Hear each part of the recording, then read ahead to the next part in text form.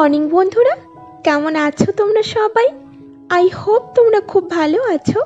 আর আমিও কিন্তু বেশ ভালোই আছি। আজকে হলো রবিবার ঘড়ির কাঁটায় সকাল 9:45 মতো বাজে। হ্যাঁ গো, আজকে না ঘুম থেকে উঠতে একটু লেট করেই ফেলেছি। তবে চলো এখন থেকেই তোমাদেরকে সঙ্গে নিয়ে আমি আমার ব্লগটা স্টার্ট করছি। আশা রাখছি তোমাদের সবার দেখতে ভীষণ ভালো লাগবে।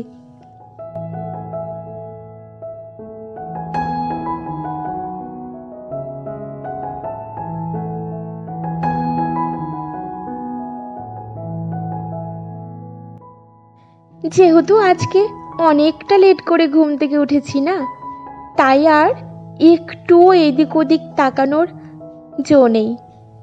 কাজে একদম লেগে পড়তে হবে কোমর বেঁধে। আর যেদিন আমি এইরকম লেট করে ফেলি ঘুম থেকে উঠতে, সেদিন করে না ঠিক এইরকম ভাবেই কোনো দিকে ধ্যান না দিয়ে আপন মনে কাজ করে যাই, নইলে সব কাজ কমপ্লিট করে ওঠা পসিবল হয় না। আজকে আর অন্য কাজগুলোকে না করিনি জানো, যেমন ধরো ঘরবাড়ি পরিষ্কার পরিচ্ছন্ন করা, এইগুলো কিচ্ছু করিনি। সোজা কি করেছি, আগের দিনের কতগুলো জামা কাপড় ছিল, ড্যাম্প হয়ে গেছিলো, তুলতে একটু লেট করে ফেলেছিলাম। তো সেই জামা কাপড়গুলোকে না ব্যালকনিতে রোদ্দুরে দিয়েছিলাম, তো গরম হয়ে গেছে। তারপরে আমার নাইটিগুলোই ছিল, ওইগুলোকে ভাঁজ করে রেখে বিছানাটাকে তুলে সোজা এসেছি কিচেনে। কারণ রান্না করার ছিল তো, কারণ গোলুর তো পড়া আছে, ওর খিদে পেয়ে যাবে, আর রান্না না করলে তো হবে না, সানডে বলে কথা। যদিও আজকে সানডে হলেও আজকের দিনটা একটু অন্যরকমভাবে কাটাবো। তো দুপুরের না খুব একটা রান্নার যে খুব ঝুট ঝামেলা তা কিন্তু নেই, তো হালকার উপরেই রান্না করব।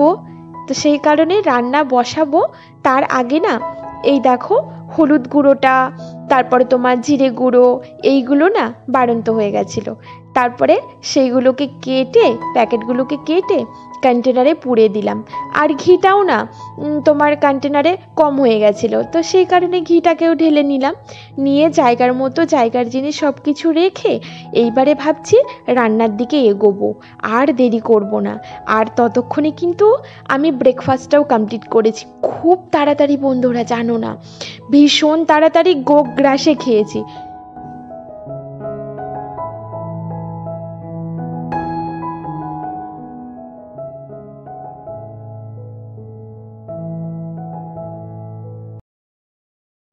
বাবা, অবশেষে সব কিছু ঢালা কমপ্লিট হলো।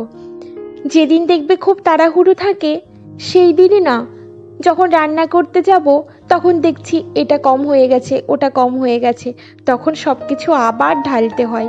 তখন যে কি বিরক্ত লাগে কি বলবো।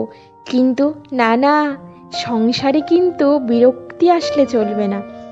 মনে জোর নিয়ে, এনার্জি নিয়ে, ফুল এনার্জি নিয়ে আমাদেরকে প্রতিনিয়ত কাজ করে যেতে হবে, নইলে তো সংসার অচল, তাই না?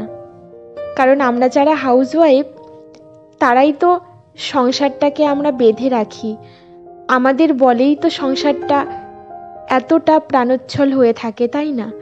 তো আমরা যদি বিরক্তি প্রকাশ করি তাহলে কি করে সংসার চলবে বলো তো? চলবে না তো। চলো, কথা বলতে বলতে রান্নাটাও কিন্তু আমি বসিয়ে দিয়েছি।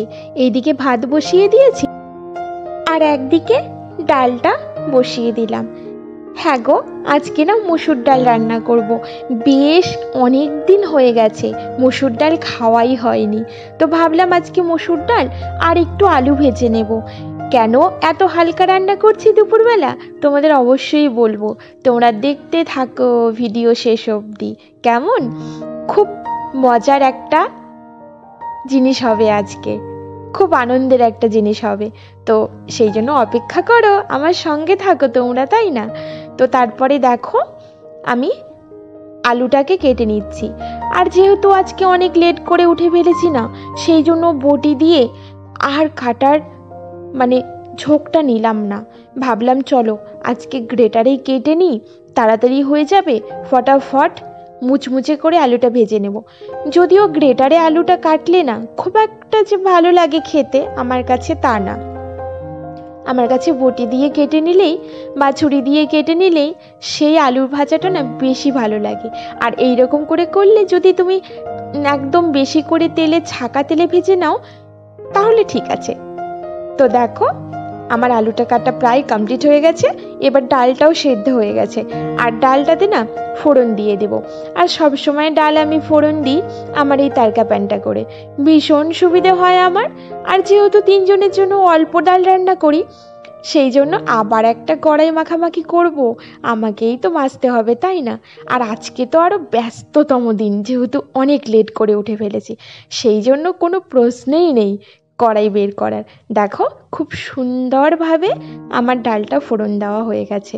আর ডালটা না খেতে চূড়ান্ত হয়েছিল, দুর্দান্ত, মানে কি বলবো, ভীষণ টেস্টি হয়েছিল। খুব সিম্পল, কিন্তু একদম 5 ফোড়ন শুকনো লঙ্কা ফোড়ন দিয়ে করেছি, তবু খেতে অমায়িক হয়েছিল।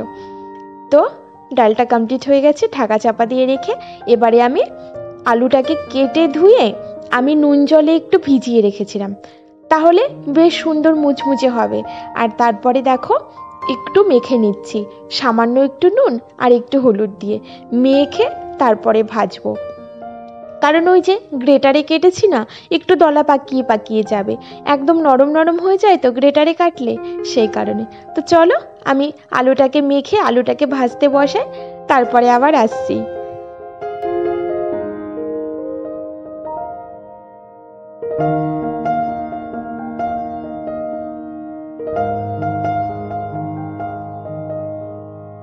ব্যাস আলুটাকে কিছুক্ষণ মেখে রেখেছি, এইবারে চলো ভাজাভাজির পালা।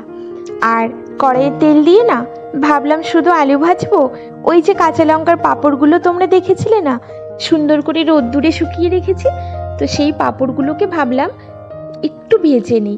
কয়েকটা ভেজে তুলে রাখলে বেশ সুন্দর খাওয়া যাবে, আমিও খাবো 2-1টা, আর গলিও খাবে, ও তো খেতে ভালোবাসে পাঁপড় ভাজা। তো ওই তেলে আলু ভাজার আগে দেখো বেশ কয়েকখানা আলুর পাঁপড় ভেজে নিচ্ছি।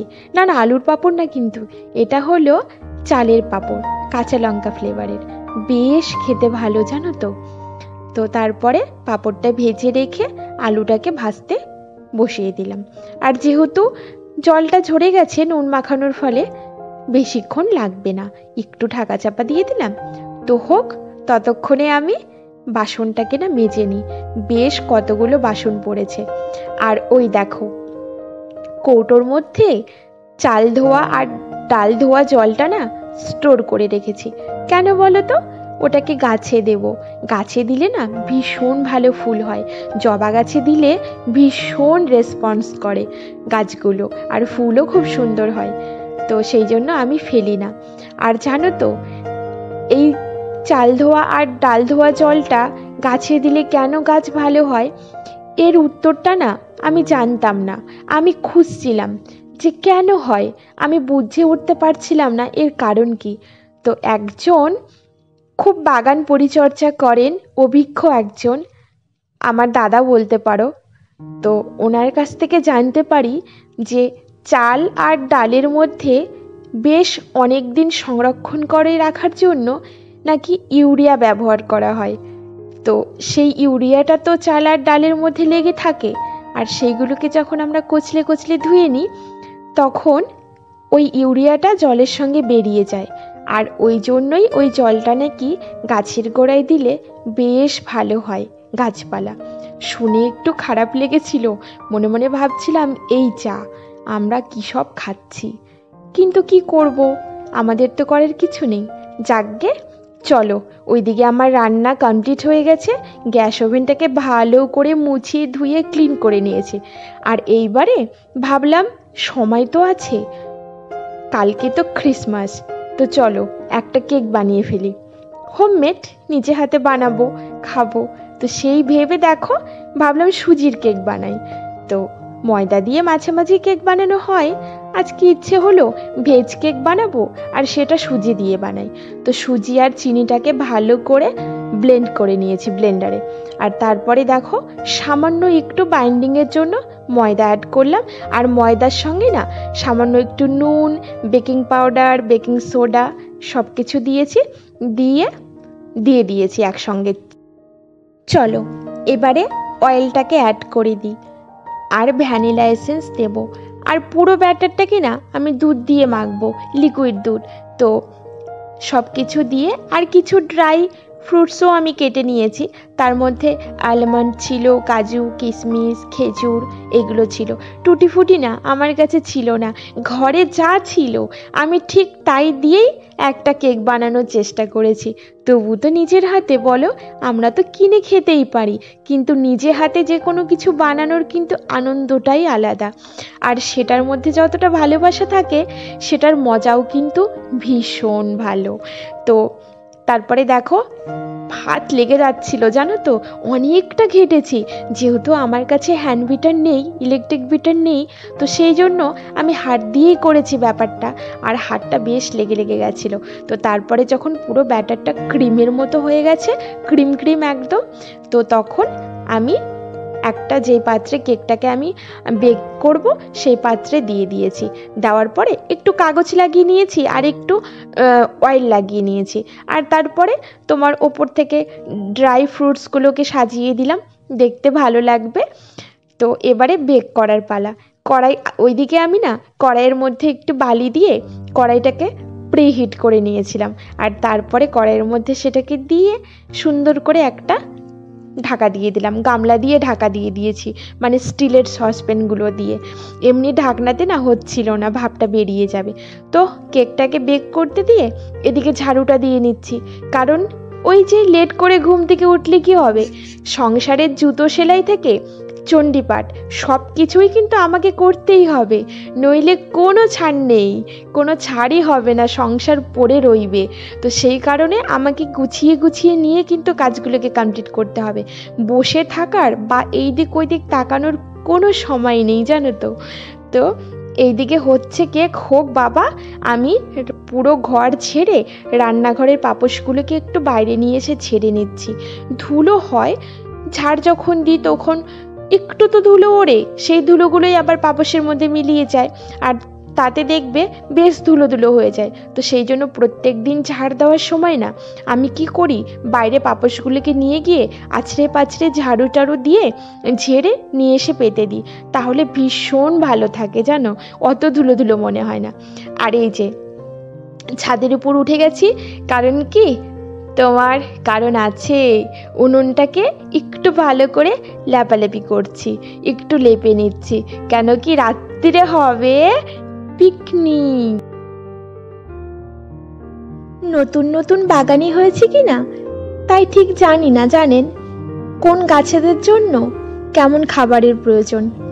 ওদের আমি খাবার বলতে তেমন কিছুই দিইনি, শুধু জল আর ওই গোবর সার আর মাটি দিয়ে বসিয়েছিলাম, তাতেই কিন্তু ওরা বেশ সবুজ হয়ে উঠেছে, আর সুন্দর ফুলও আমায় দিয়েছে উপহার। আমি শুধু খাবারের জন্য জল দিলেও ভালোবাসা, স্নেহ, মমতা কোনোটাতেই খামতি রাখিনি ওদের, প্রচুর ভালোবাসা দিয়েছি। মানুষও মনে হয় ঠিক গাছেদের মতো, গাছেরাও যেমন ভালোবাসা চায়, মানুষও ঠিক তেমন। খাবার হোক না ডাল ভাত, যদি ভালোবাসাটা পরিপূর্ণ থাকে তাহলে ঠিক মানুষও কিন্তু এইরকম ভাবেই প্রাণোচ্ছল থাকে আর হাসি খুশি থাকে, ঠিক আমার এই গাছেদের মতো, তাই না? ব্যাস, আমি এইদিকে কাজ করছিলাম, আর এইদিকে না আমার হাজবেন্ডকে বলেছিলাম তুমি কেকের পাত্রটাকে, মানে গ্যাসটাকে বন্ধ করে দাও। তো বন্ধ করে দিয়েছে, তারপরে কেকটা সুন্দরভাবে ফুলে উঠেছে। আর গোলু কি করেছে, ওই কেকটাকে সম্পূর্ণ পিস করে কেটে অর্ধেকটা খেয়ে ফেলেছে, গোলু আমার হাজবেন্ড দুজনে মিলে। তো আর পড়ে রইল অল্প একটু, আমি যে তোমাদের দেখাবো পুরো কেকটা, সেটা দেখাতেই পারলাম না গো। তো কি আর করার আছে, নেক্সট টাইম আবার দেখিয়ে দেবো, কেমন? তো কেকটা খেতে বেশ ভালো হয়েছিল। তো তারপরে দেখো, এটা হলো সন্ধেবেলা ছাদে চলে এসেছি সমস্ত জিনিসপত্র নিয়ে, আর চিকেন দিয়েই পিকনিকটা করব আমরা আজকে, গোলু, আমি, আমার হাজবেন্ড, তিনজন মিলে। তো গোলু আমাকে হুট করে বলল, মা চলো স্টার্টারে আমরা চিকেন টিক্কা খাই, তুমি তাড়াতাড়ি করে ম্যারিনেশন করে নাও। আর কাঠের জালে যেহেতু আজকে পিকনিকটা করব, চিকেন টিক্কা তো কাঠের জালে ভীষণ ভালো হয়। তো সেই জন্য ওর কথা মতো না আমি চিকেনটাকে ম্যারিনেশন করে এই দেখো চিকেন টিক্কা বানাচ্ছি। আর আমার ওই রুটি বেলার যে চাটুটা, মানে রুটি সেঁকার, সেটার মধ্যেই সুন্দর করে এপিট ওপিট করে সেঁকে নিলাম। একটু বেশি সেঁকা হয়ে গেছিলো, কেন কি আঁচটা খুব গনগন করে উঠেছিল তো, কাঠের জাল যেহেতু, সেই জন্য। তো তারপরে খেয়ে নিলাম সবাই মিলে, কিন্তু ব্যাপক টেস্টি হয়েছিল জানো তো। আর তারপরে দেখো চিকেন কষা আমি রান্না করতে বসে গেছি। আর গোলুকে বলছিলাম, গোলু তুই আমাকে ছবি তুলে দে 2-4টে, দেখ আমি ভালো করে পোজ নিচ্ছি। তো আমাকে ছবি তুলে দিল। আর এই দেখো চিকেন কষা হচ্ছে, কালারটা দুর্দান্ত এসেছে কিন্তু। আর কোনো কিছু বাটাবাটি করিনি জানো তো, আদা গ্রেট করে দিয়েছি, জিরে গুঁড়ো, ধনে গুঁড়ো, লঙ্কা গুঁড়ো, লঙ্কা ছিঁড়ে দিয়েছি, সব কিছু গোটা গোটা। তাও যে কি ব্যাপক হয়েছিল। তবে দেখলে তো বন্ধুরা, আমি দেরি করে ঘুম থেকে উঠেও কিভাবে সমস্ত সংসারের কাজ সেরে রাতে আবার পিকনিকও করলাম, সঙ্গে আবার কেকও বানিয়েছি। তো চলো বন্ধুরা, আজকের জন্য তোমাদের কাছ থেকে বিদায় নিচ্ছি, কালকে আবার চলে আসবো।